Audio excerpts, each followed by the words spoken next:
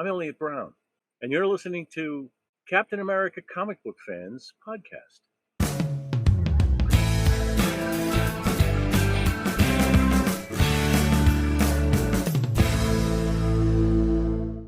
Well, greetings, Cap fans. Welcome to episode 195 of the Captain America Comic Book Fans Podcast. I'm Rick Verbanis. I'm your host. And as always, I'm joined by the best gosh darn co-host out there. His name is Bob Lucius. And this is the part where I mix it up a little bit. Oh, Bob. A map is the greatest of all epic poems. Its lines and colors show the realization of great dreams. I have no idea where you're going with that. Vasco da Gama. Amerigo Vespucci. I don't know. I didn't expect you to get this one. This is a quote by Gilbert H. Grosvenor, who is the founding editor of National Geographic magazine. Ah, okay. And considering our guest today, who has drawn a few different maps for Marvel and DC, I thought it was relevant because of the quote itself, right? He's saying a map is the greatest of epic poems. Its lines and colors show the realization of great dreams. And I think that's what our guest does today. I think our guest, Eliot R. Brown, who is a renowned technical artist and writer for Marvel and DC and others.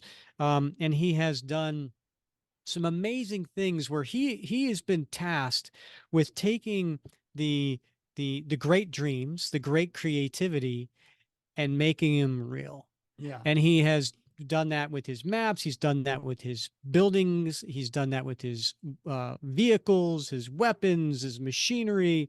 And I just can't wait to talk to him. Oh, we grew up on this stuff, Rick, right? I mean, when you're flipping through the comics, right? And then you get to that page where there's an architectural drawing or technical drawing for something, and you just sit and you look at it, right? And you study every detail of it, every widget and gear and knob. I know, right? Right? Like, so here's Captain America 425, which was a few special things about this. Actually, this was the kicking off Fighting Chance. Remember that when Steve Rogers, the whole super soldier serum problem.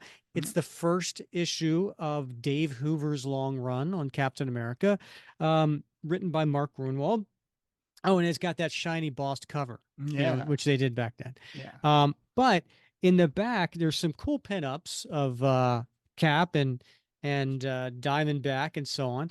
But man, getting lost in things. Yeah. How can you not get lost going through this 2-page diagram of Captain America's Brooklyn Heights headquarters? Yeah. Yeah. And I mean, look, I got to put my readers on to read it these days. But I mean, I can't imagine what Eliot Brown had to do to put this together. But here you go. You have Captain America's room next to Moon Hunter's room. Remember Moon Hunter? Next to Fabian's room. And then you have the kitchen, the guest room, the Stars and Stripe hotline, computer workstation. And that's just one floor. And then you have all these other floors and the detail that has gone into the Fabian's workshop and the gym and this stuff. I enjoyed the heck out of it. Right. You're flipping through, you're reading each page, and then you get to those pages and you just linger, right? You linger. It could be an hour. You're sitting there lingering. And I don't know about you, but as a kid, 12, 13, 14, I really love to draw like vehicles, and I used to draw forts, like, because I used to build forts out in the woods with my friends, right? And I would draw like imaginary multi-level forts, just a kid's version. And then when you stumble across something like that in one of your comics, you're like, oh my God. Right. Yeah. So this is I can't wait to talk to this guy because I feel like we know him, right? But like I feel like maybe some of the younger generation's not as familiar with his work, and they absolutely should be, because his work has informed so much in our universe. Yeah, absolutely. I mean, the official handbook of the Marvel Universe, he was like quintessential in that book, as a writer. He wrote a lot of it. And then of course all the technical drawings, right? And for Cap fans out there, he did Cap's shield. He did Falcon's wings. He did Cap's motorcycle, Cap's van, Cap's Quinjet. The hotline. Yeah. Right? Right. Yeah. And that's just for Captain America. Let's not even talk about Iron Man's armor and Iron Man's briefcase and Nick Fury's weapons, right? The helicarrier, all these wonderful. Deathlock's gun, like it's just so cool stuff, right? And also he's amazing with the camera, right? He did a lot of photo covers. So like the one we covered with the Marvel team up, right? Which had Captain America and Spider-Man, on the rooftop. Right. He did that as well as probably like a dozen other covers. Yeah. Do you remember that cover for Fantastic Four, which was just Doctor Doom's mask with the lights coming out of the eyes, right? Or Punisher being all bandaged up on the head, Dazzler, right? Yeah, he did the couple Dazzler covers, or Peter Parker in the Spider-Man outfit, but he has his mask off and a photographer's taking a picture of him. That was our guest today. That was Eliot R. Brown. Yeah. All right. I look forward to hearing how he did those covers, where the ideas came from. And I want to know more about his background because, like I said, he's you don't see him a lot out on the convention scene, right? But he was so instrumental in so much of what we enjoyed. Yeah. Just I hope we can get into some of the stories of because he was with the Marvel Bullpen, in the 70s and the 80s and freelancer in the 90s. I want to get into some of those stories behind the stories, and he worked very closely with Mark Grunwald. So I can't wait to ask him about that. Yeah. So Bob, I had an idea. Okay. I had an idea for a concept for a show that would be sort of like a like we've had in the past. We've had listeners call in with questions, like a mailbag. But I wanted to gamify it a little bit. And what do you think? Did you ever do when you were little or younger, teenager, whatever, and play the Would You Rather game? Sure. Right. Yeah. That's making the rounds again, I think. Yeah. Right. Yeah. Yeah. So, like TikTok.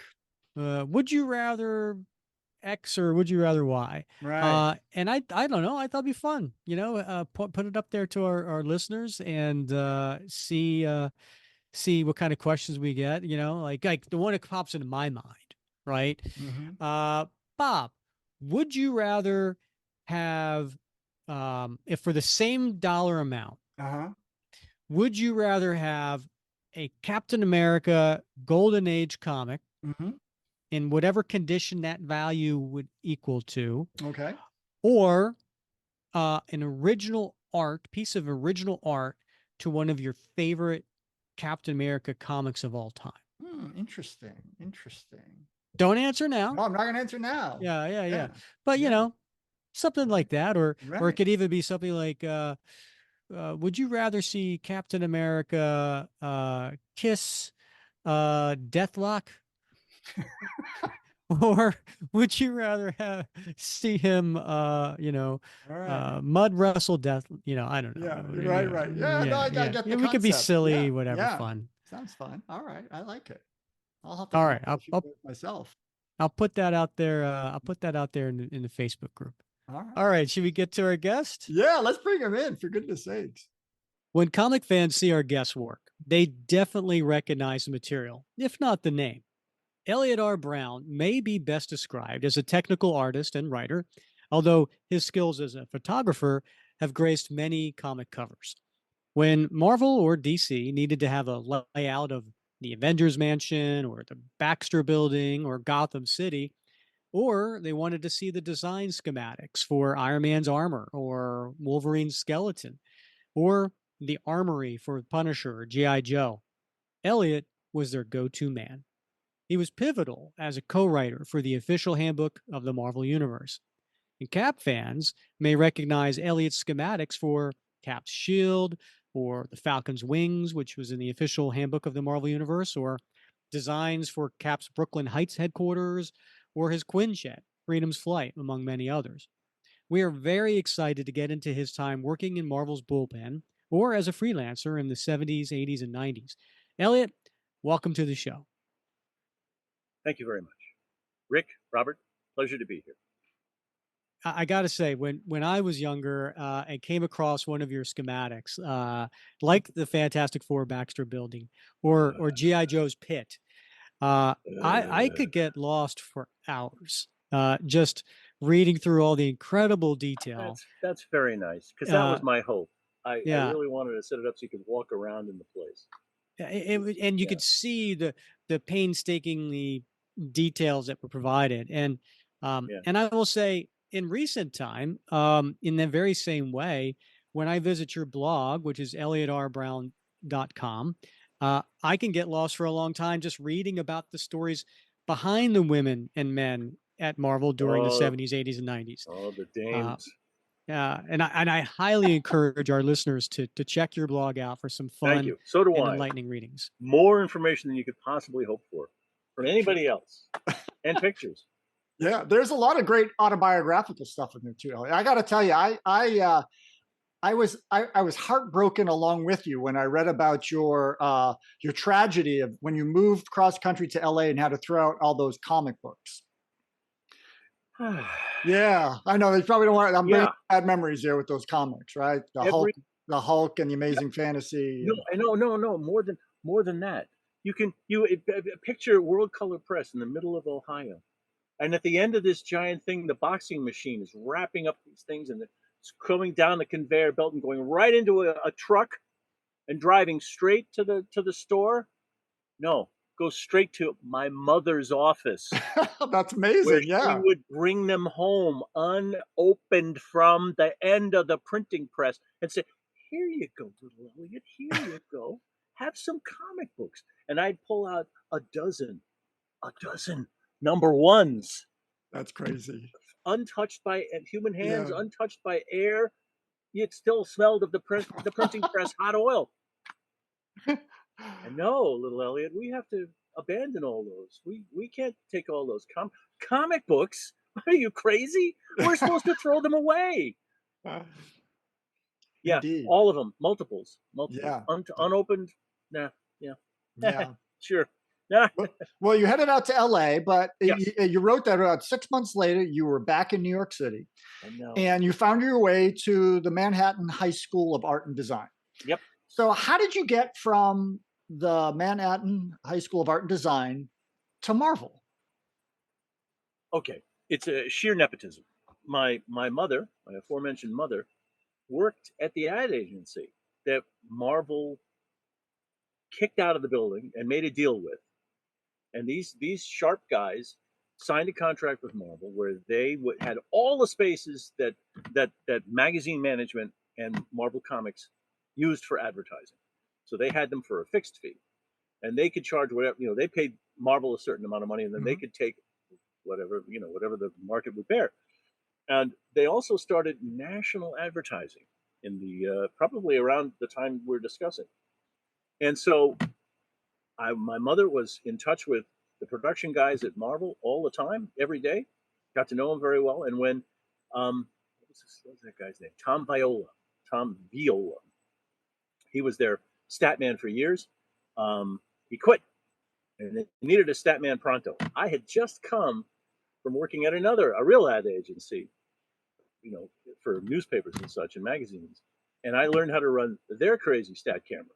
Now, nobody needed to know that the stat cameras were wildly different, but I was an amateur photographer and very serious about gear, so figuring out the camera at Marvel was no big deal. And it was an all enclosed unit, which was wonderful because you didn't need a darkroom or anything. It was quite impressive. Can you tell us a little bit? I mean, because we see this. There on eBay, places like that. There are old stats right? Yeah. Left over. Like, what is that process like? Where does that fit into the production process? Well, this is before xerography was common. You guys, you whiz bang kids with your, Faxtrolas and your television sets. These things, these things were, there were little camera and darkroom all in a big box. It was about the size of a floor sweeper in a store. And it you had a safe box, a safe light box where there was papers of different sizes stored. There was a platen. There was let me see if I can. I'm missing my hands waving around. And so you'd put the artwork flat and you'd flip it up. It had a big glass table, and it was fun. It was a fun machine because you could dramatically throw this stuff around when anybody was watching, and they'd be very impressed, very impressed. And then when you flip the lights on, the light 4,000 watts of finger burning goodness would hit this thing, pass through an optical path that hit front surface very expensive mirrors to clean and replace. And don't ask me how I know. And then it would bounce up to the glass where you could dial in any percentage you needed. It was 50 to 200% on the machines that I used, and that's just it. You made it. The biggest difference was in the good old days. Stewie, who was the stat operator for the rest of the place, his camera was famous. Okay, in the good old days, back in the 30s and the 1930s and 1940s, there was the photographic process was one way. You showed it a white light and it turned that area black. So if you had a piece of black artwork, it would leave a white mark behind, and the white area would turn to black. So it would reverse the image. And if you wanted it to be a useful image, which was, once again, back to black lines on white background, you had to take a second photostat, literally, of the first one. So yes, you had to run it through the processing tanks. You had to make sure it was dry, and then you stick it back on the glass, and you take another photograph of it, another stat of it. And our innovation, by the time my camera system came along, which was called the POS1 system by the Graphic POS1 Camera Corporation, anyway, something like that, was that it had paper that took care of the reversal process for you. You would get a black and white original of a black and white. I mean, a black and white copy of a black and white original, and that was the beauty part.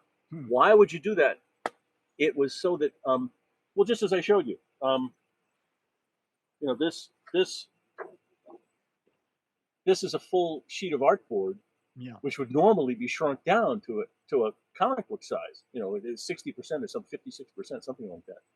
And so this piece of artwork, and I worked this large so that I could stuff more detail in, because I'm nutty. That's the biggest problem.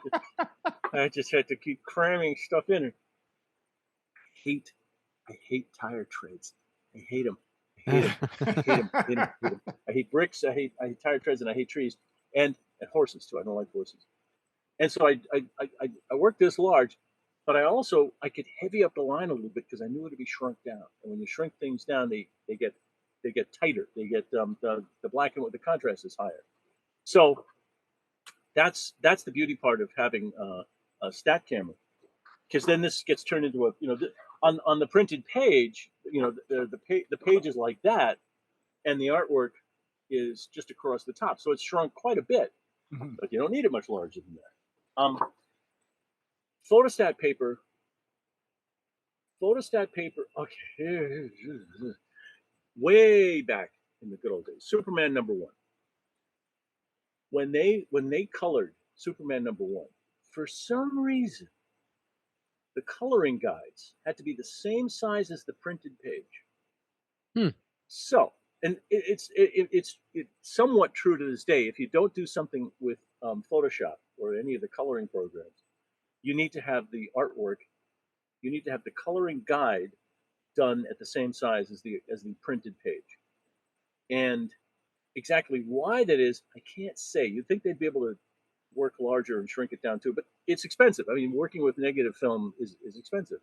And how they do it, well, this shouldn't turn into a coloring lecture or the production technology lecture, but basically a photostat camera was the only way to shrink the artwork down to the printed size. So you would get a piece of white, black art on white that you could watercolor on, or do anything. You could use anything that would make the colors make sense to the person doing the separating. Actually, I picked the wrong thing. Superman #1 was in a point in time in history when it was colored at random by the separators, by the engraving house. Which begs the question: who designed Superman's costume? Some bum in the middle of Bridgeport, Connecticut, doing the separations, or did somebody suggest, oh, let's make that red? No, not magenta red. No, let's make it yellow and red. Or did somebody just say, well, red and Captain America, another great idea. That was around the same time and when they first did it. So did somebody else do it? I think Simon told me personally that he handed in the coloring with the original artwork to Martin Goodman when he presented it with Kirby. So Bob, did you just catch that little name drop he just did? I did. Yeah, that was a good name. 2 name drops at that. Yeah. I was in a very fortunate position. I traveled with Brad Elliott, who was this crazy maverick reporter guy, a comic fan, and an investigative reporter, very bright guy. And he pitched the idea of a comic, a coffee table book about comics, and it was right at the time when Marvel had been bought. And I traveled with him all around the country in a mind-bendingly difficult task. I carried 11 boxes of equipment, a 4x5 view camera, and taking pictures of comic books and going to various collections. But I had a different purpose to this. Anyway, so one of the things we did was we met with Joe Simon in his studio, which was on 57th Street at the time. And we were there for 3 or 4 hours, and it was like being in heaven talking to this guy. And the bad part was that he was just about ready to sell his book. So he didn't want to give all the goodies away because he had his book, The Comic Makers, I think is what he called it, which is actually a really wonderful book. You guys owe it to yourselves to read it if you have not. And anybody out there who should know about the history of comics and how it treats the creators should find this book. It's absolutely heartbreaking and fascinating, almost heroic in its content for what Simon and even Kirby went through to become what they are.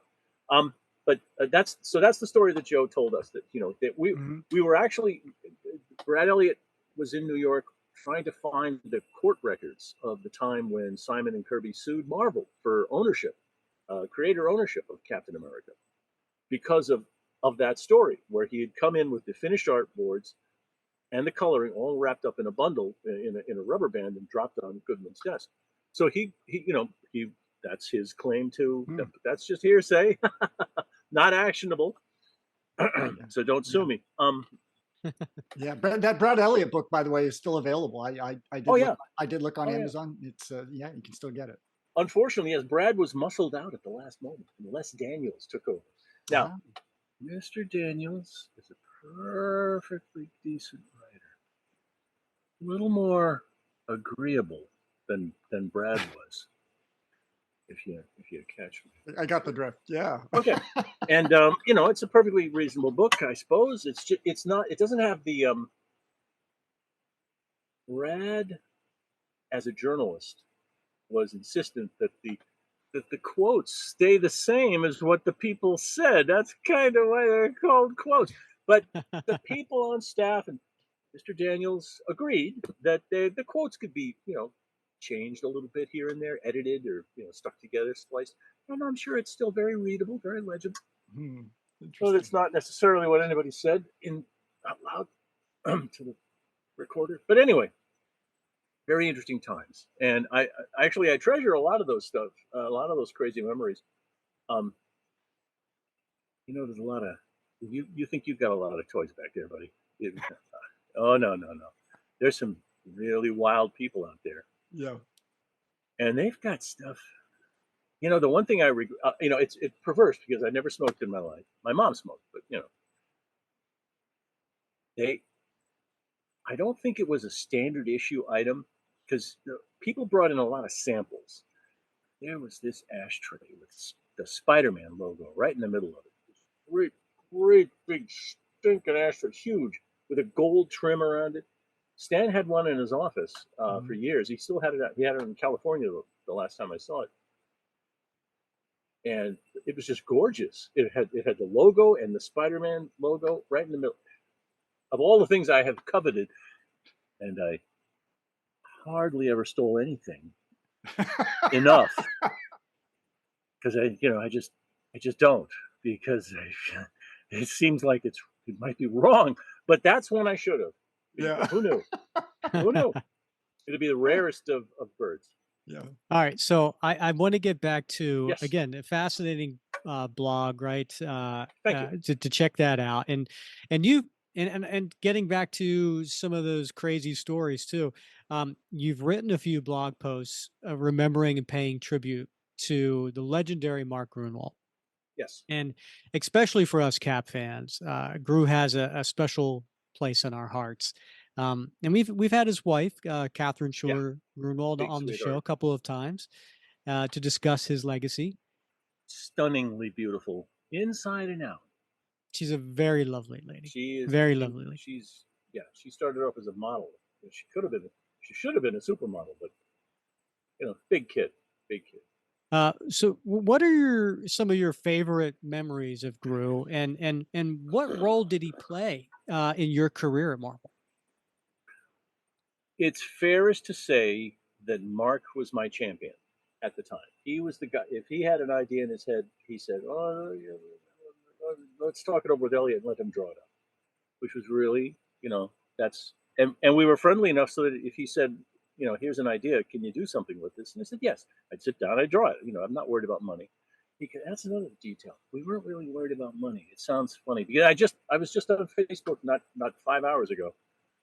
Somebody was talking about how the assistant editors weren't being paid for overtime, and the reason for that was that Mike and I were working 24 hours a day, and a mere 7 or 8 of them were for the office, and the rest of it was for growing, actually working on Marvel Universe, and we were regularly putting in vouchers for hundreds of hours of overtime every week, and that was the only time we thought of it. I mean, we did the first 3 books on the arm. We did it for free. I mean, free. We got meals on a gurney, but that was it, because he could actually get reimbursed for the food outlet. And you go to Smiler's and get a bucket of fried chicken and some cheese. We weren't living high on the hog, except we rather liked macaroni and cheese and fried chicken. Right. Okay, Grunwald. Didn't worry about money. Didn't worry about credit. It was different back then. We were all together, shoulder to shoulder. Mark didn't. It's not as though Mark expected this behavior, but he engendered it. He would give us his time, and we would give him our time. Is probably the best way to put it. It's harder to explain. He was a good ringleader. He had a preposterous knowledge of every character, both houses. He had full runs of both houses, which is quite a statement and quite a big pile of comics. He had so many comics of both houses that he had to leave hundreds of comics behind at the home. So we drove across country with him in his family station wagon. We flew there on his dime. We met the family, had a really bad piece of food from his mother, but she's gone now. She can't defend herself. And and then we drove back with the station wagon full of comics. And it was Dave Wohl, Howard Mackey, and myself, and Grooney at the wheel. And I don't think any of the rest of us had driver's licenses because we all lived in New York City, and Grunwald was the only one who had it. So he drove. We went through 24 hours straight just driving back from Wisconsin. But we had fun. We were yakking up a storm the whole time. He insisted we go to the A&W root beer outlet and buy the giant gallon of root beer with the one with the screw on top and the thing that comes out, and you can stick it in your mouth and attach it to your lapel and drive and drink for 24 hours. That's the kind of, and a box of donuts, 2 dozen donuts, and that was our meal for the at least half the trip. Talk about sugar high. We were younger. we get away with that, yeah. Anyway, yeah, that's the kind of silly stuff that Mark was good for. There's something that so I recently 2007, Marvel comes out of bankruptcy. They're very nice. They get in touch with me. They want me to do the Marvel Atlas. I get 10 pages. Great. I ask for some reference. I get a thick clutch of gibberish, dozens of images, all from all over the history. And I'm trying to look at this stuff and trying, what am I looking at here? I got to understand this. Whatever I'm seeing, it's not making sense. And that's when it hit me. Peter Sanderson, arguably an eidetic genius. The funniest thing about Peter is he knew everything cold, and yet he would say, yes, I believe Drizzle Man in issue 117 on page 7, panel 4, he said such and such, but don't quote me. I should check the reference. Okay, that's our buddy Peter. He was that kind of crazy. Peter Gillis, the two Peters of Doom, and occasional researchers like George Olszewski, a major league collector and writer and contributor to Gruenwald's work. I think he contributed to Marvel Age. No, not Age. Marvel Saga. Okay. Yeah, that was that was cool series. Yeah, pretty good series. And these guys, they handed me one picture. The picture. That's all I needed. 2, if there was a detail on the side they wanted me to see. And I realized what a bunch of mad geniuses these guys were. They were that good, as opposed to the new guys who were bad at what they were doing and confusing and misleading. And it took me a while to sort it out and to basically ignore what they showed me and figure out my own reference. But that's another story. So that's the kind of efficient Gruenwaldian methods he could employ. He just knew everything, and he knew the right people. That's the best part. If he'd have an idea, the Quinjet is a good example. I wish I had the artwork for that. I go in the office, I sit down. They show me a picture of John Byrne's Quinjet. I say, "Oh, I see it all. It's right there." So he's introducing the character. It's the right image. Great, I got that.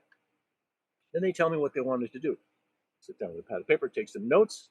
It should do this. It should do that. It should do this. Blah blah blah. Great. Done. 10 minutes. Done. And I go, okay, here's the thing about the Quinjet. Like every other jet in the Marvel Universe, it does too much. Way too much. It floats along. It hovers. It can do Mach 3. It can hold 7 people in a big open canopy. It's got 7 engines, not 5. I couldn't stuff 5. I couldn't make 5 do what it needed to do. So don't look too closely, but it's got 7 engines. So there you go. That's the secrets behind the comics. Okay. So, your work on the official handbook of the Marvel Universe, which started to come out in 1984, and then the subsequent deluxe edition, of course, are legendary, right? I mean, fans love them. Good. So among all of the technical drawings you created, so for example, in issue 15, we get to see Cap's shield, and there were Cap's motorcycle and Falcon's wings, and later on we got to see the van and we saw, I mean, tons of great stuff, right? And of course, that's just scratching the surface of the things that you did for Cap, right? Yes. Tons of drawings across the whole 15-issue series, that first one. So, like, did you have a lot of leeway to pick what you wanted, or were these assignments that Gru gave you? These were assignments. You got to do these. It's hard enough. There were 6,000 characters at the time. Now there's 8, if you can believe that Marvel officially recognizes. And I'm not the world's biggest fan. I'm good in the Silver Age. I'm good from Spider-Man and Fantastic Four and X-Men 1 onward for about 4 or 5 years. and that's it. That's the end of my involvement. But I remember it all very well. So we were lucky in that a good deal of what I did was founded in the old stuff, to the point where I could find I could spot mistakes in what was being told to me and go look it up myself in the library that I actually worked right around the corner from. I mean, the comic book library, the bound volume room. Or Gruenwald, and I would just talk things over, and he'd say, "Yeah, yeah, yeah," and it was great. He laid out the book for me basically. He said, "Well, I sometimes I think, I think the only thing that shouldn't have been done was a full page for Doctor Strange's mansion, because now I think it's sloppy drawing. Even if I had a plan in mind back then, I used a 3-point perspective where I distorted it. I said, "Oh, this is going to look very cosmic," and then I'm 3/4 of the way through it. I said, "This doesn't look good at all." But I'm not stopping. I'm not starting over again. Anyway, yeah, stuff like that. All right. So when you are working on a schematic of a famous building like that, or equipment or weapons or whatever, where do you get your inspiration or your references? Because this is pre-internet. Did you start with a mechanical eye or a more creative eye that became mechanical? I'd have to retreat to somebody else's genius. Stanley Kubrick was talking to the guys who were designing the spaceships for 2001, and they were protesting, "Yeah, but Stanley, this isn't real. These are just goofy spaceships that we're doing. These are the guys who would usually work for NASA. So what they did was boring and not very interesting." But he says, "Yes, but it's an informed imagination." And that phrase resonated with me.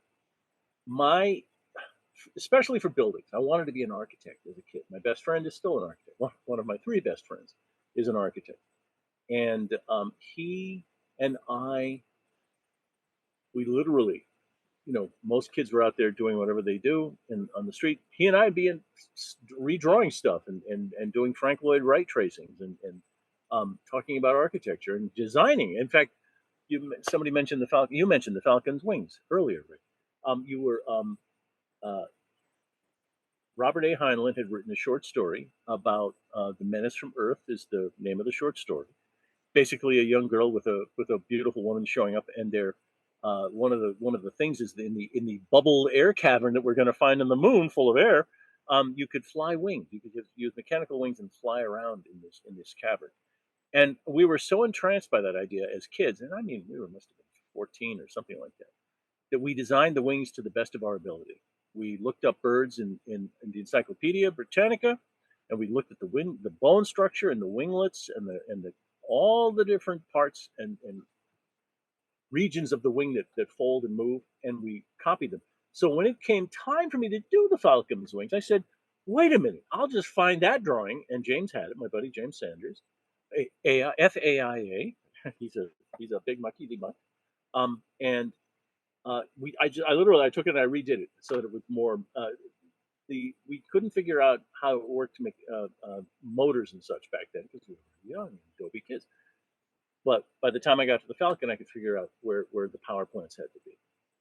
So I read Scientific American as a kid. I read National Geographic. I read American Cinematographer. I read Scientific American. Did I just say Scientific American? I read Scientific American a lot, and popular mechanics, popular science.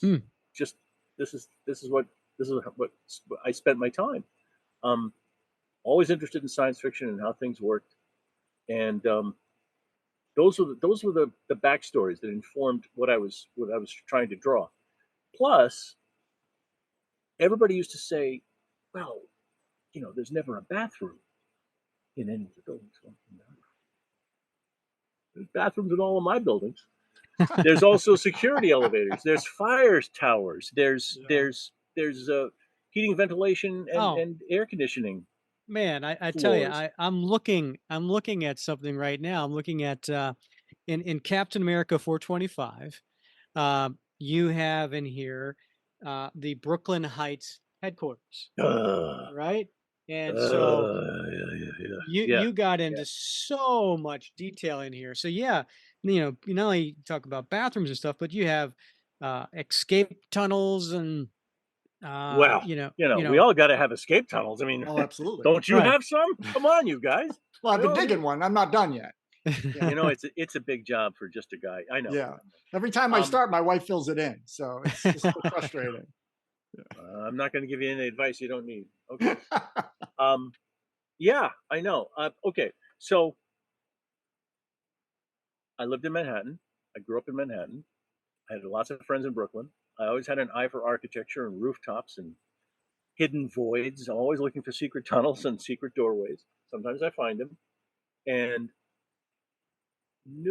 I must have a dozen books about the underground world of New York City and how it's changed over the decades. And I'm just endlessly fascinated by the subways and building basements. And did you know Park Avenue is actually a covered shed? It's humped up in the middle because that's where the trains go under. It's open. It's completely open, and it's open all the way up to 103rd Street, where the trains come out of the ground. And Park Avenue is called Park Avenue because when it was covered over, the entire roadway was a park. There was no vehicular traffic except going across it. So the whole area is open. In fact, if you ever actually they got rid of the Union Carbide building, which is right on 44th Street, 47th Street, and the first floor of the Union Carbide building is a story above. The ground floor where you walk in, you take escalators up to the first floor, and the reason why is because below it it's open. It's all held up on I-beams and girders for whatever that is, 30 feet. Yeah. And I've been down there because I was a precocious child and I would run around in the wrong places in Grand Central Station and go running off onto the loop around track, and you can lose yourself in there, which is a lot of fun. Well, we're talking about the bottom. Let's talk about the top, because Bob and I talk about this a lot in Manhattan. Yes. Is it a prerequisite for every one of these heroes to have a skylight that opens up so that the hero can somehow, go through the skylight and, Yes. Trump, The answer was is that simple. something that was a prerequisite Yes. in any of your? Yes. Oh, yes. Okay. All of them. For some reason I had a particular fascination for skylights because most buildings that have skylights, well, it's the top floor. And I lived in an apartment, couple of apartments, but the one I spent a lot of time in had this wonderful little funky skylight. It was really small. It was it was a square hole in the ceiling that went up about 2 feet. That was the roof. That was the whole structure of the roof. And then above it was this little funky thing. I'd only been up there once or twice because you had to stand on the top step of a ladder to even clean it. And I'm tall. I'm 6'3", and so it was scary getting up that high. And how it was built was fascinating to me as well. It's all metal and chicken wire glass. And most of the skylights in Manhattan were painted over with tar during World War II, so as not to alert the Wehrmacht where to drop bombs. Not sure how well it worked, but not sure how far the Wehrmacht got over the Luftwaffe got over towards America. Anyway, that's why if you ever look at those buildings, you'll see even now most of the skylights are still covered over with something black or badly scraped away. Black tar, not paint. Huh. I did they were not serious. know that. Oh yeah, it's a weird detail, a weird thing in America, and in Manhattan and Brooklyn, especially, where there's plenty of those still left. Well, there's lots of them. They're big, messy things too. But I used to love the look of those things, and that's the trouble. I have an eye for the detail that means I'm gonna always have a sore back at the end of a drawing session because I can't stop. Now, you mentioned before, you said you hate tires, you hate bricks, you hate trees, you hate horses. Yeah. What was the most challenging piece that you've ever illustrated? My magnum opus, which I say with all immodesty, is the Baxter Building in Fantastic Four, whatever it is, 353 or 8 or something like that. And for some reason, I was always just drawn, sucked in to the Baxter Building. I worked at Marvel. I have two stretches where I worked at Marvel. One was in 1974. I was there working those hard nepotism moves. I was working in the satisfaction department, which is where kids would send in little coupons and checks and such and money and get a book or a toy or something that we had, a poster, and I'd process all that. So I did that for a year. But while I was there, I went over. I was up on 9 in the executive hell, and I would go downstairs to the 6th floor, and I'd visit the bullpen and some of the editors, and you get chummy a little bit. And I said, well, okay, I want to do the Fantastic Four. So I took some artboard because you were encouraged to be creative, and I drew some plans up. I did plans on paper, and then I drew them up, and I brought them into the editor. At the time was Jim Salicrup, who remembers this. And he's a good friend now, and I do hold it against him. And he said, "I didn't ask you to do this." I said, "Yeah, but isn't it interesting that it's got all this stuff in it?" I just did the plans, and then when Grunwald came along, I redid them, and I did there was the Baxter Building that appeared in the Marvel Universe book, the original run, and that served as the foundation for the Baxter Building drawing that I did in FF, whatever it was, the 50th anniversary, 35th anniversary, whatever that was. So I had lots of thinking in the matter, and I gave, what else do you give a mad scientist? You give him a particle accelerator, and you give him an automatic robotic assembly device, so you can put robots together with robots and build things, and you have an electron beam, direct write chip manufacturing facility built in because you're a mad scientist. I spent a solid week penciling it, and then a solid, and because the deadline was coming up, a solid week, 7 days in a row, 10 hours a day, inking it, and it was very difficult. It was very difficult. I had a thing. It's hard to do this without pantomime and good examples, and I'm not really prepared. But I was taught several methods of doing perspective rendering when I was in High School of Art and Design. I had a gifted teacher, Professor Erwin Muller, who was a genius. Dr. Muller, a doctor of landscape architecture, who offers a degree in landscape architecture, but he had one, and he showed us how to do stuff, and he showed us how to get more from a piece of artboard than you would think was possible. I think I talk about it on the blog. I wrote about this, and I may have taken some pictures that were far more evocative than what I'm about to tell you. But I could figure out the direction I wanted in the building, and then extend the lines off, and with a couple of mechanical gadgets, I could sweep a T-square head up and down the board in 3 axes. So there was a very nice subtle 3-point perspective, and because I had done so much work on the floor plans, I could translate everything to just the way I wanted it in proportion, because I wasn't about to do an actual drawing. I mean, an actual measured perspective rendering of this. That was a big job. That was a very big job.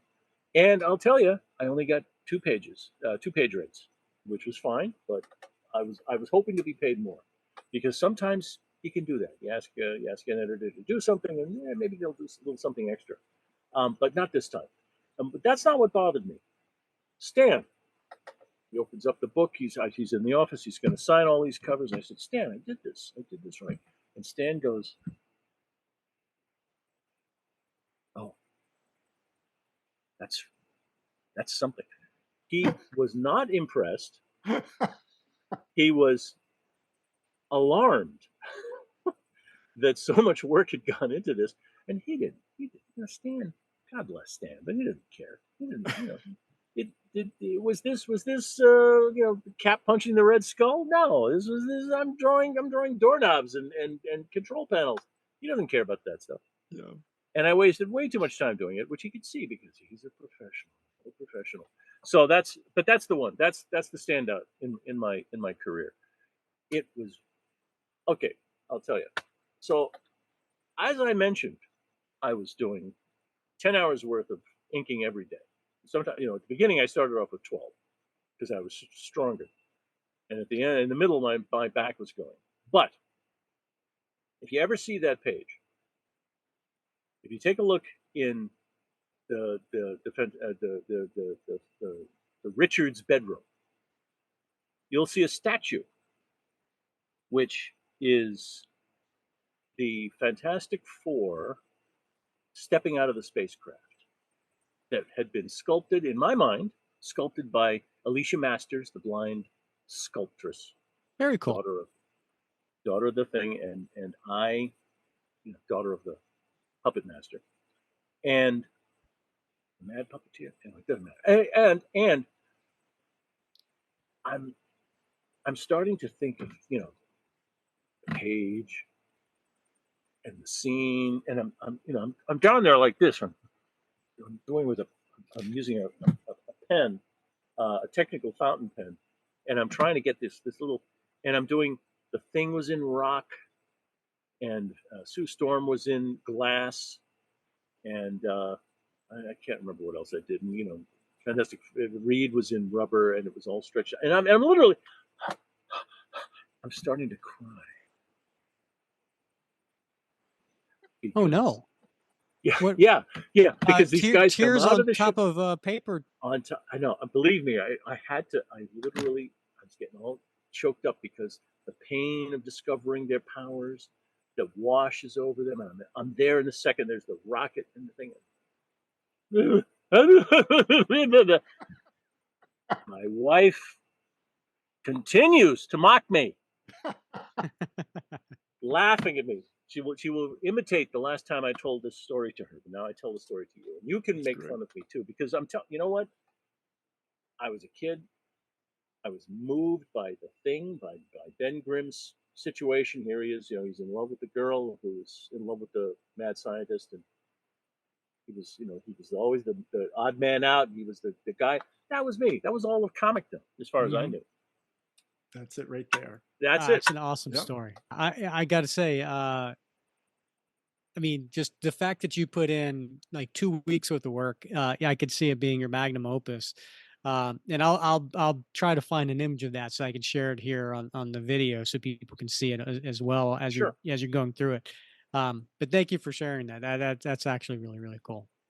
Besides being the stat man and technical drawings, which are world known for, you also were involved in several photographic covers, including Amazing Spider-Man 262, Spider-Woman 50, Dazzler 21, Iron Man 152, Fantastic Four 268, on and on and on, right? Yeah, and of course, quite a number. We covered the issue Marvel Team Up 128 in episode 188. And then you also worked with Bill Sienkiewicz on Dazzler 29's cover as well, I believe. So can you tell us a bit about how these covers came about, this idea of a photographic cover? Because, well, there were quite a few of them in the grand scheme of things. There were very few of them. I think there's 16, maybe 16 or 17 of them total, which is a big number, maybe 15 or 14. Anyway, yes, I shot a lot of them. There were people who did it before me, and I tried very hard to bring a technically aware photographic sensibility to the job. I every time I made enough money, I would buy a different lens, for example. I had for some reason I read histories of Magnum Photo Agency, which is a world-renowned reportorial group of crazy photographers in the pre-World War II, who were super famous for taking pictures, and they were the touchstone of you have personally seen almost every one of their pictures sometime, if not the picture, then a clear copy of it or homage to it. They're that good.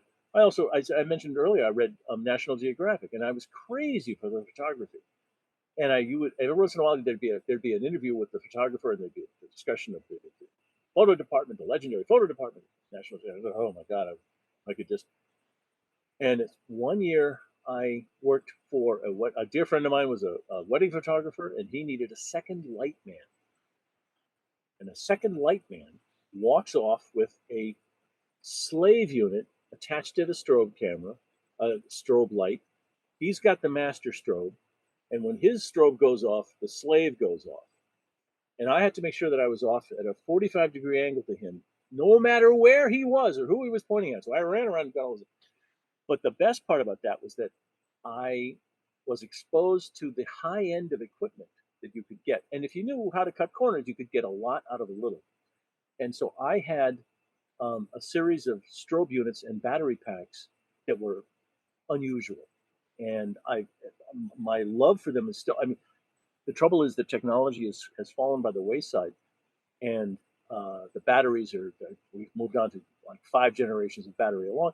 But at the time, they were very good, and I could just keep blasting away for hours, which was wonderful. And the guys on staff noticed that. So when it was time to take pictures, I think the first cover I did was the Dazzler. I don't know if I did something before. I may have done something out the window for that Namor cover, where they were showing a street scene. Yeah, right. And I think I may have replicated that to the best of my ability. It was just a straightforward picture. That's when I learned that the printing process is unforgiving. They really, the covers are printed at 135 lines per inch, and the interior is much coarser, 85 or less. And boy, did that look bad. Picked up a lot. The guys at the separators. The cover guys were different than the interior guys at the separators, and they weren't used to dealing with film, with photographs. Black and white was one thing, color was a whole other monster, and they couldn't handle it. The Spider-Woman 50 cover is the best example. That's the world's most expensive comic book cover, as far as I can. That's what Jim Shooter said, and he should know. It's funny. We actually had one of your actors on the show. Oh, yeah. Bob Sharon. Bob Sharon. He played Werewolf, Werewolf by Night. Yeah. You can pick him out in the crowd. Yes, he's in there. Yes, it was a jumble of people. Ann Nesenti, Dave Wohl. Who else was in there? Bob Camp, Mark's wife, Belinda, at the time, and who else was in there? Vince Waller. Now, you may or may not know, Bob Camp was a prime animator of Ren and Stimpy, but so was Vince Waller. Vince went on to be the head man at Nickelodeon, the head man at whatever outfit did SpongeBob. He's it's funny because you meet these guys, and they're a couple of dopey guys. They're regular guys. They're funny guys, and then they turn into these powerhouses of creativity and madness. They both worked for John Kricfalusi when Ren and Stimpy was still, developing and imploding and exploding. And Kricfalusi, I think, did 6 shows that they ran over and over again for 2 years. And Bob Camp stepped in with Vince and basically did the next 46 shows. That's the kind of talent these guys are. And they even did the voices. They did screaming and yelling in the sound booth. And it's funny stuff. It's funny to know these guys in the beginning. But the place, the courtyard that we shot in with the huge arrangement of fire escapes was outside of their loft. Vince and Bob were sharing a loft space, and it was perfect. But man, was it dark in there? So, and I didn't bring enough strobe lights. All I can say is I was lucky. I had a good piece of equipment because it could put out its full charge was better than the guide number because it's hard to explain quickly, but it filled the area. I had a very good strobe unit for what I could afford, and I was lucky that it just gave it up life. But even so, that cover had to be beaten up and rearranged. And Ron Zalmi, brilliant cover guy, brilliant artist and production guy in general. He had a giant print made of the background, and then he went in and he retouched stuff. And that's not good enough. We got Bob Larkin, super talented artist guy, painter guy, can do anything. And he goes in and he starts redrawing everybody's faces and costumes, and that's still not enough. Then they had the shots of super beautiful office babe, an executive secretary named Lynn Luckman, that Grunwald was, staring at. And all of us were. And she was Spider-Woman.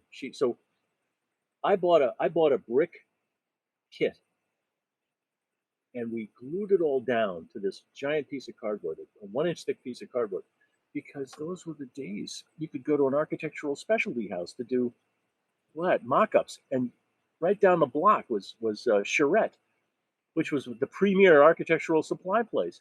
And okay, we go in there, buy a 4x8 foot sheet of cardboard, and we'll muscle it back to the office, stick it on the floor, start laying the bricks down. Oh, we're running out of room. We don't have enough bricks, so we start spacing the bricks apart farther and farther. Okay, and then Lynn's gonna lie down on this thing and look like she's crawling up the wall. And you may have seen the photos. It doesn't quite bring justice to the craziness of the time. Yeah. And the best photo at the end was all of us pretending we're on the wall next to Lynn. Yeah. And it was very difficult for me because I took the picture and I had to trip the shutter and run like a bastard. And I was young enough to jump into position because it's a 10-second delay. Well, I do want to encourage the listeners to go to your blog, because you've got some great blog posts about many of these photographic covers, including the Marvel team up that I just mentioned, but also it's a two-parter, the Amazing Spider-Woman one. So Spider-Woman, it's just a phenomenal story. All I can say is I was there, because this is one of those things where Grunwald was the ringleader for the Spider-Woman cover, but it was so multifaceted because that picture of Lynn on the wall had to be blown up and then retouched and stuck down. And it looked terrible. Could Ron not have fooled around with the perspective of it? Okay, it doesn't matter.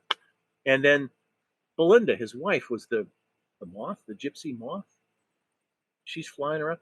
No, they retouched her. It was an expensive cover, considering it was the last issue of the film. Yeah, the last issue, which probably didn't have very many sales, right? So nope, that was it. It was a dog in the manger, but they gave it a good send out. Yeah. So bringing it back to Cap, because this is a Cap focused podcast. Go ahead. You created the technical drawing for the Quinjet, Cap's Quinjet, which is known as Freedom's Flight. Now, Freedom's Flight. I believe this was positioned as being done by the Wakanda Design Group. Yes. And so the drawing was published in Captain America Annual number 11, which I have right here. And the original conceptual design was by Kieran Dwyer, and but you took it to a whole new level, right? He had this fantastical concept, and then you had the role of making it more realistic. And so, and I'll put this up on the screen, but this was this was it right here, right? And so what can you talk a little bit about what features did you add? I forget if that's the one that I put a bathroom in. But I think there's one inside the cabin to the rear where you would expect to find one. Sure, to one side. And okay, the worst thing about most of these craft, it does too much. It just does too much. This you do have toilet privacy curtain. There you go. That's all you get. That's right. And they had the few times that we saw the interior, it had seats in it.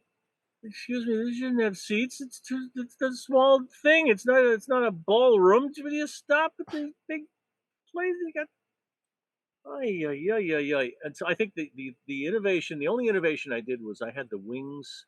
It was an all surface flight control system, wireless system, where the wings flexed to steer the jet. That was the big one. The next thing I did was I had read when they introduced the F-117 stealth fighter to a congressional review in somewhere in the Midwest. They had printed a flag on the bottom, and I didn't quite understand the military mind at the time because I had put a regular flat flag, and I realized I'd probably chopped off a dozen stars, and so that was bad, and I apologized to all the states involved, and but they hadn't released a picture of what they had done in real life, and what they had done was, I mean, the F-117 is a big triangular mess, and so they had slanted all of the stars and the stripes in this weird distortion. So you stretch the bottom of the flag and you squeeze the top so that all of this thing. I didn't do that. I did what I thought was better, but I was wrong, and they did the right thing. You can't get rid of the subcontractor states. That was bad. But yeah, they kept showing. And look at this. It's hovering, and you can climb down on a ladder. Mark, you know what it takes to make a jet float, don't you? Have you looked at pictures of the Harrier jet? You see it? They blow all this stuff away. You can't just swing down on a ladder, even if you're Captain America. You get cooked. Yeah, you have the vertical thrust ducting. Yeah, yes, I do. Yep. I mean, it's all in here. It's all in there. And I got really good at doing little tiny boxes, aviation electronics stuffed in there. Hid a multitude of problems I had to show. And the geometry of folding wheels, the bicycle wheels and the shapes and all of the things. I got pretty good at imitating what they're supposed to look like, but it's another pain in the neck. I throw that on the list of right after horses because I hate horses. Horses with their backwards feet. Yeah, you've got the wheels in both the up position and the down position. You wanted to show both. Why did I think that was important to show them both? That's what I want to know. You could see them up there. I worry about myself sometimes. So that annual, there it is. It also has a technical drawing for Cap Shield, which of course we first glimpsed in issue 15 of the official handbook of the Marvel Universe. But this one, as Rick just showed, has a nice full page schematic. But what struck me about this one was there's a little extra detail in that schematic. And you explain how the two leather straps are attached to an otherwise nearly indestructible shield. Yeah, you gotta wonder. It says that you were helped out by Edwin Jarvis, who contributed to the solution. Can you tell us a bit about how did you come up with that creative solution, and was it in response to some reader complaints about? We never paid attention to anybody complaining. Never, ever. They could go, whistle up a rain pipe. I always thought it was a riot. That here you have this adamantium vibranium. Does anybody remember when it was an alloy? Now it seems to be just vibranium. What happened to adamantium? Okay.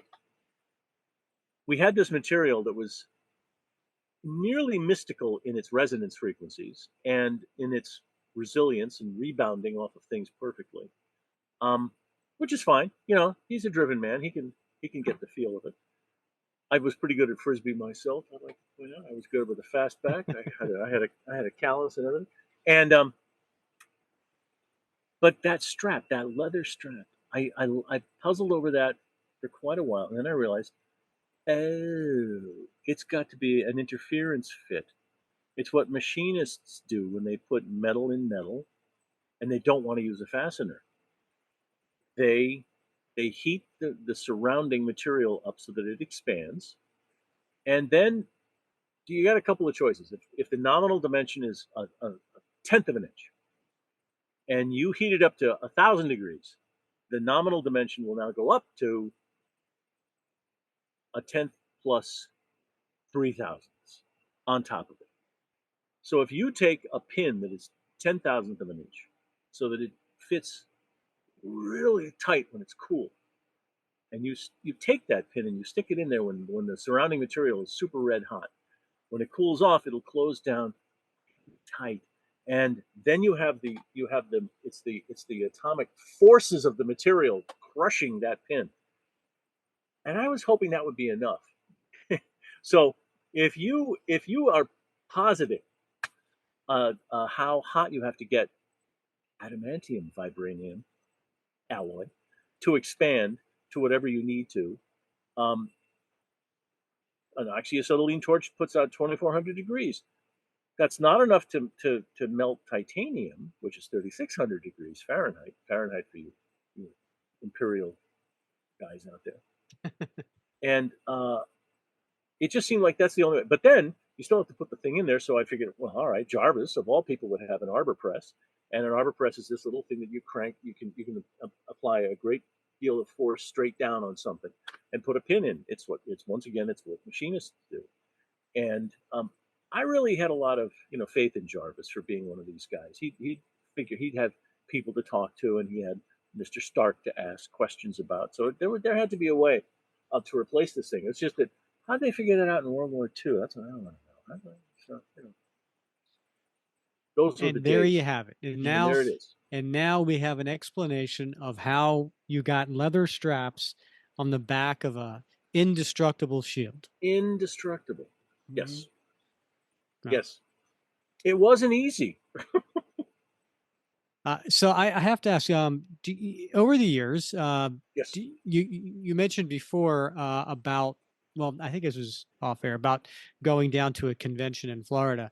Yeah. How often? I mean, do you attend conventions as a guest? Not a lot.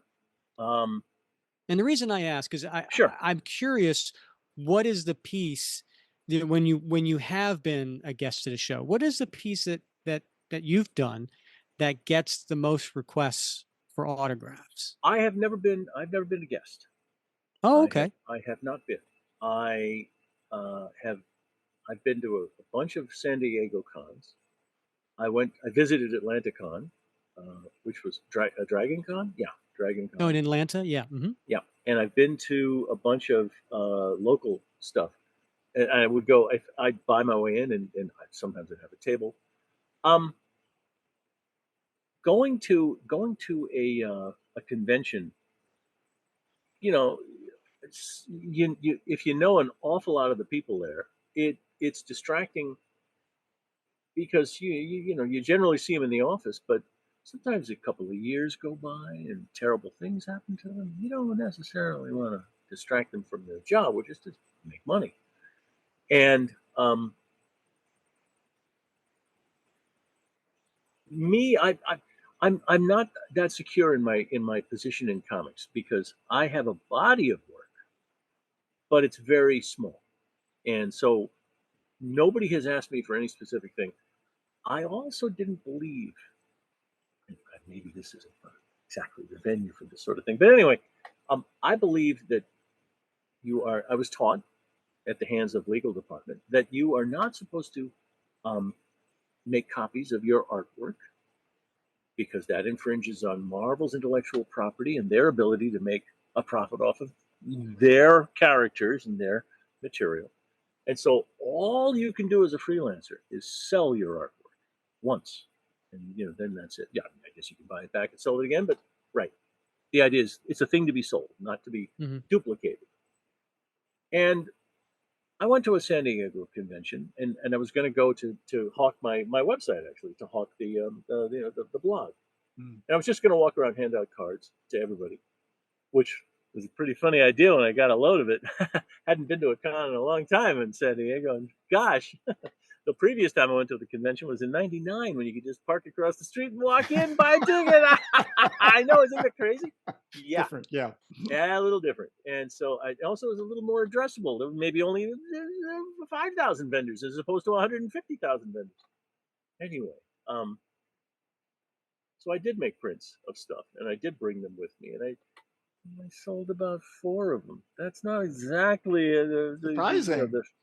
You know what? I didn't You did. advertise. I got into the artist alley listing, not even the main one. I got into the second one because I didn't even think of it. I'm talking to these guys, and they're saying, "Oh no, Marvel doesn't enforce that." Oh, really? Is that right? Marvel doesn't enforce this stuff. Oh, okay. You say so, buddy. I'll point them to you, and you tell me to cease and desist. And so I made a bunch of copies of some full size. And I had a crazy idea. Because when I get a piece of artwork, even my own stuff, I don't want to put it all up there. I don't want to trim. I don't want to crop in if I can. I want the whole thing. So I made full size copies, and then I got it on larger paper that I had to pay extra for, because that way people would have a giant border on all 4 sides that they could mat over, and they could have the entire book. And I thought that was very nice of me, except I carried a 50-pound box of paper with me all the way through San Diego. And then I said, well, no problem. I'm sure I'll be selling half of this stuff. I'll be carrying a little bit back. No, I brought the whole thing back. Oh my goodness. So my conventions are not. There's 2 sides to a convention, as my learned colleague Mike Carlin pointed out. Conventions these days are 50 conventions, 100 conventions, but there's 2 sides to them. You should be able to bring $1,000 into the place and just buy what you want, and you'll have a nice little shopping bag of stuff at the end. Because look, this is it for us. We don't have an insurance. We don't have insurance company. We don't have a savings plan. We don't have a 401k profit sharing device for the work we did. So whatever we got in our pockets is all we've got for the rest of our lives. And we have to make money. And so as professionals, as former professionals, and as working artists, you have to make your money. So that's one side of the business. The other side of the business now is entertainment, mass entertainment, incredible amounts of entertainment. And that's okay. That's fine. But the two mixing together, I don't know. Have you guys been to San Diego? I have not. I've been in New York. Oh, that's a nice little gathering of friends and intimates. No, you got to try San Diego. You should at least do it once. It's a royal pain to get in, and it's a royal pain unless you're invited, which is a nice thing if that happens. I pitched him for doing a photo show and with a lecture, and I hadn't heard back from him so far this year, so we'll see. And you should do it. It's I haven't been to Mardi Gras. I hear I should go to Mardi Gras, and I'm sure it's pretty close to the same thing. My exposure to Mardi Gras is from the James Bond movies, and I think that's about as close as I wanted to come. I think there's more beads. Yeah, more beads. There's beads already, and the whole cosplay element is sweet and wonderful, but Lord love us, some of us shouldn't be wearing costumes. Spandex isn't for everybody, right? Yeah, not for everybody. Great invention, but I saw it. It's got its place. I might get a little worked up, so forgive me if I'm getting old. I'm a short time in it here, and I'm thinking about the past. I'm at one of the San Diego cons. I forget which one, and 3 gals are walking, and there's this black chick. She's young. She's probably got about 50, 60 pounds she shouldn't be wearing. And also what she shouldn't be wearing was a Wonder Woman costume. And I'm looking at her, and she's just walking along. She's talking to her buddies. And I'm thinking, you know what? Those are my people. Gotta love them. They are your people. It's just that simple. Yeah. So it's the big tent for comics. You should get yourselves over there. Before it gets crazier. I mean, I don't know how else to put it, because you haven't lived or come close to death until you've been through con. San Diego. I I don't like crowds. So I don't think I'll be Neither going. do I. Yeah. But these are my people. These are your people too. Yeah, they are. Yeah. I'm not crazy about crowds. Well, I'll tell you, Eliot. You're obviously guys of a certain age, Rick and I. Yes. We know and love your work because it was so formative for us for many years, right? But there's a whole younger generation like those kids that you saw that may not be as familiar with your work, and they need to be, because it's such amazing contributions and timeless contributions to the timeless. Yeah. You none of those guys want to use my stuff as reference. They John Byrne immediately destroyed the Baxter Building after I finished it. Oh, right. Yes. Put up his own. That's fine. Thank you, John. But, all right. But anyway, yes. Yeah. You're very kind. You really. So I would personally, I don't know if there's any plans in the future, but I would love to see a collection of your work at some point in the future, bound. I keep thinking, unfortunately, the best version of it is already in print. It's the Marvel Universe. I think somebody said there's a brand new one coming out, but I don't know. A brand new version of the first run of Marvel Universe. I don't know why they printed that, where in the deluxe edition was neater and better and spread out and more readable, more legible. More stuff, right? Yeah. More stuff. Yep. And but they did it. I got paid a lot of money for those when they came out again. I think I got paid more for the reprints than I got paid originally. I mean, that was shocking to me. I mean, you get a check for $4,000 from Marvel. You say, "Oh, bookkeeping error. Let's get this into the system and before they want it back." Holy mother! Hey, I have a really important question for you, Eliot. Sure. I've been saving this one to the end because could be a little sensitive, but I know that in Marvel 129 there was actually a biographical introduction to you on page 21. I encourage folks to look that up, and that's the letters Marvel. That'd be Marvel Team Up 129. Yeah, Marvel Team. I'm sorry. Thanks, Rick.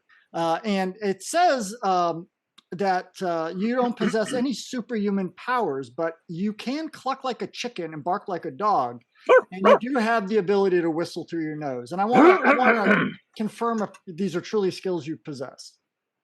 Now, I'm a little phlegmy as I've gotten older. I don't know how good this microphone is. Let's see. Yep, that's it.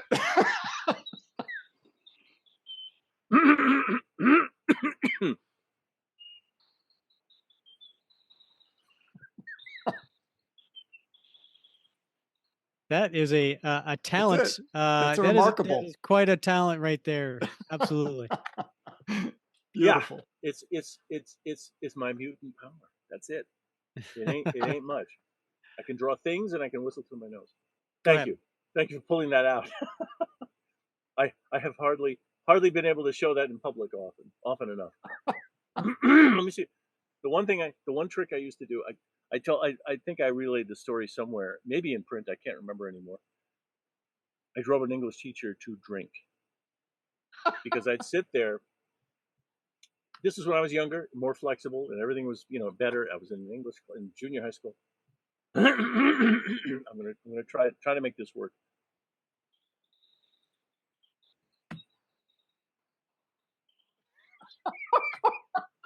And he's walking right by me, and he can't tell where the whistling is coming from, and he's yelling, "Stop it! Whoever's doing that whistling, stop it!" He couldn't, and I thought, this is when I learned, with great power comes great responsibility. With every great right, there can be a great wrong. There can be an evil, the flip side of the good. Because I was entranced with this in of the moment. And then I realized how much horrible thing was going on inside this man's mind. And then I found out he died of alcoholism. And years later, I said, "Oh, geez, I hope I didn't contribute to it." It was no straight line, yeah. I believe he was already drunk that day, but that's I was a much younger person. That could have been aftershave. So what else is keeping you busy lately? Is there any projects or things, anything coming up for our listeners to check out? All right, don't tell anybody. All right, so a long time ago, when the new universe was young, And to the readers out there, the New Universe was an idea by Jim Shooter to introduce brand new comics that had nothing to do with the old universe, which is interesting right then and there, and took place in a universe with no superheroes. And this thing would happen. This energy force would crackle out of somewhere, wash over the earth, and change a few people to have superpowers. Bunch of titles. Gruenwald's DP7, Displaced Paranormals 7, was in my opinion, was arguably the best version of it all. He really he invented ideas that are still resonating today. Characters from his dream book, because he woke up every morning and wrote down his dreams, and came up with a lot of characters and plot lines from that book. But Jack Morelli, who was one of my 3 best friends, and 4 best friends. That's hard to keep track because you're supposed to have one. Jack Morelli, we worked together. He was in the Bullpen. He was a letterer. He was a production guy, smarter than he will even believe of himself. And we were in the meeting, and we were the new part of the New Universe because, in the face of Tom DeFalco, Jim Shooter, Archie Goodwood, Al Milgram, those are pretty old guys. They're the old guard, but we were new, and so we came up with Jack coined the phrase Spitfire and the Troubleshooters, just as a title. No idea what it was. And so Spitfire cropped up at a point in time when I was standing on shifting ground. And from one minute to the next, I had the book, and then I didn't. And that was too bad. Because, so let me get out my little horn here and toot my own horn. I'm the only shot they have at a technically aware guy. I'm not a scientist. I'm not a specialist. I'm not a physicist. I cop to a little bit of architecture, and I can imitate stuff. I'm a good imitator. I absorb the information, and I can spit it out convincingly. But nobody else can. And when I say nobody else has. If they can, they haven't shown me. And so this book was technically oriented. These were 5 students at MIT, and 2 of my best friends went to MIT. So that sets me apart from everybody else. And so that's what. So when I was taken off the book, that was I'm still not over it. 38 years later, by the way. Now we skipped a little bit there, right? Because you were the writer. You were the writer, right? Yeah, and so and Jack and I came up with the plots. We tried to co-write, but it was very difficult. And so I wound up doing a lot of the work. He would go over it, and he started one thing, and I took it over. We still hadn't worked out the relationship, and then it was gone.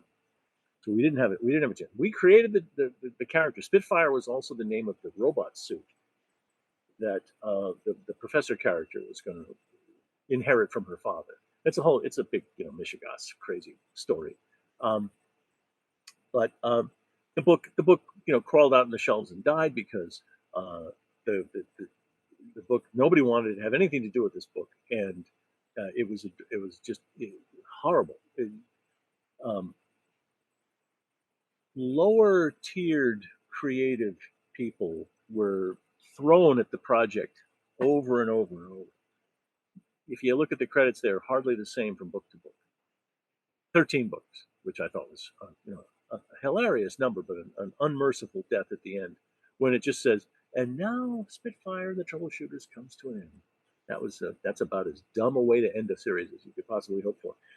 But I'm repitching the idea, and I'm trying to update it and make it a bit more modern. What I'm also trying to do is, we didn't know what the new universe crap was. The thing that triggered this whole BS was, we didn't know. Why were these kids? These kids evinced no superpowers. The professor didn't. The robot suit wasn't. Well, I'm going to change that. I'm going to try to make it more interesting, and it's certainly more technical. Dare I say?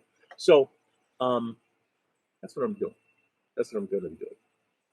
Well, that's and they're cool. My characters. Can't have them. Nobody can have them. Anybody watching, don't start writing a brand new book. Now, the truth is, I don't know what to do with the book after I finish it. If Marvel says yes, that'd be lovely. But let's just say, vanishingly small proportion Right over to Netflix. Sounds like a good live action show. I'll take that. Actually, it would be. Yeah, Yeah. I'm writing it in full script mode because Mhm. I don't want anybody thinking for themselves. Whoever takes this book, they'll have their hands full. Let me tell you, because I provide lots of reference, which is now possible to integrate into the scripts. Right. What a Well, world. we wish you the best of luck with that. Thank you, sir. And Thank you. also, again, listeners, do go to eliottrbrown.com.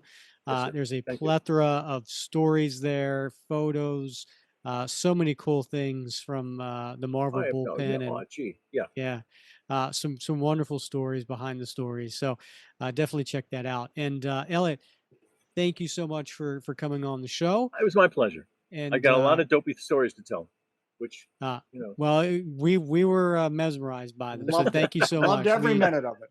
I thought the images had locked up. Okay, you're mesmerized. That's better. Thank you. All right. My pleasure. Thanks. All right. Well, Bob, I could talk to Eliot all day long. That was a lot of fun. That was. He is a hoot, my friend. Indeed. Yeah. He's not shy about, telling it how it was. Yeah, he's just a charming guy. Really. I mean, so much warmth and personality. And you could tell why he gelled so well in the bullpen. I mean, he just has a great personality, and it really came through on the interview. And he's got some great stories. And like I said, I mean, he could talk for hours about some of them, and we could sit here and listen to him for hours. I'd love to have him back because he's just a wealth of memories and stories, and man, just what a fantastic episode.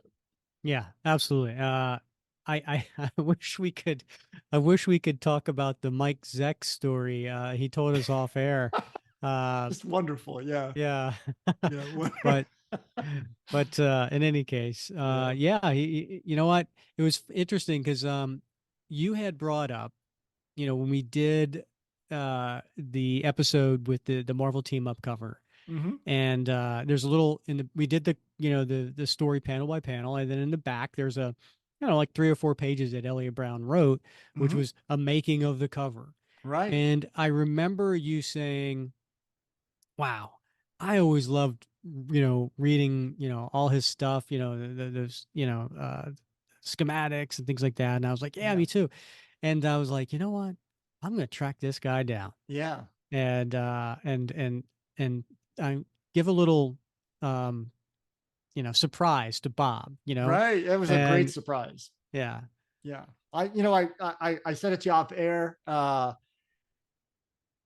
I'm so looking forward to Eliot Brown, and like he has just was so instrumental in my childhood. Those schematics and everything. I'm like a kid in a candy store tonight. And I'm telling you right now, this is probably my favorite interview of all of them, just because it was such a treat. So thank you for hunting him down. Oh, absolutely. I had a lot of fun, and hopefully we can have him back someday to talk about some other stories. Yes. So next episode, Bob, next episode, we are going back to Streets of Poison. This is going to be Captain America 378. This is part 7 of the 7-part story. So can't wait to go through this. And I got to tell you, I don't think I've read it since 1990. So I'm going to need to brush up myself. I do recall something about the Kingpin and Red Skull in their underwear in a baseball field fighting. Oh my goodness. Okay. I don't recall that, but now I can't get that image out of my head. So. I gotta tell you, it's something you don't forget. Anyway, looking forward to next episode, coming back and finishing Streets of Poison. All right. That sounds great. All right, Bob, as always, it's been fun wrapping cap with you. It has. I can't wait till next week. All right, he's Bob Lucius. I'm Rick Verbanis. And please, if you don't mind, please do rate and review and subscribe wherever you listen. If you're on YouTube right now, please hit that thumbs up button, leave us a comment, and maybe we'll play it here on the show. So, as always, we thank you for listening to another episode of Captain America Comic Book Fans Podcast.